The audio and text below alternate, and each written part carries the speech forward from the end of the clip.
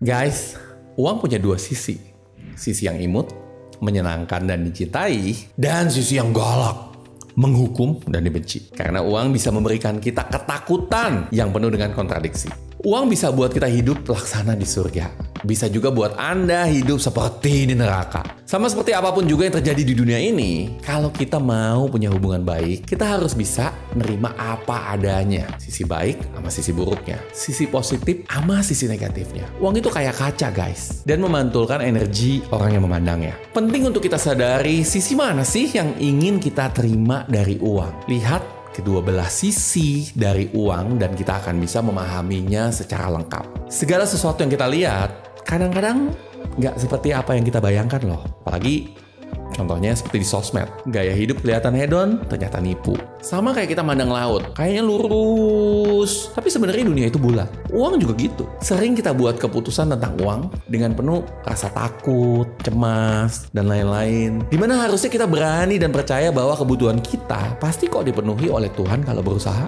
Dunia ini unik. Banyak cerita orang kaya jahat. Nginjek orang buat tambah kaya. Cerita bahwa orang kaya itu pelit, rakus, egois, gak pernah puas. Tuhannya itu uang. Cerita-cerita sampah yang gak sepenuhnya benar. Yang cuma diambil satu bagian, tanpa diceritain secara lengkap. Contoh, mau kasbon padahal utang belum lunas, ditolak, yang di ngomongin pelit, bosnya pelit. Bagian utang belum lunas atau kerja gak beres gak pernah muncul. Banyak saya ketemu orang sukses punya hati nurani. Arahnya, kalau orang tua kita atau sosok otoritas yang ngomongin hal-hal negatif kayak gini, nancep. Dan ini membuat kita percaya bahwa uang itu punya hubungan dengan perilaku yang negatif. Dan ujungnya mensabotase kita untuk memiliki lebih banyak uang dan kesuksesan. Hati nurani kita jadi berontak karena diri kita terhubung dengan hal yang negatif. Itulah yang memunculkan kebencian.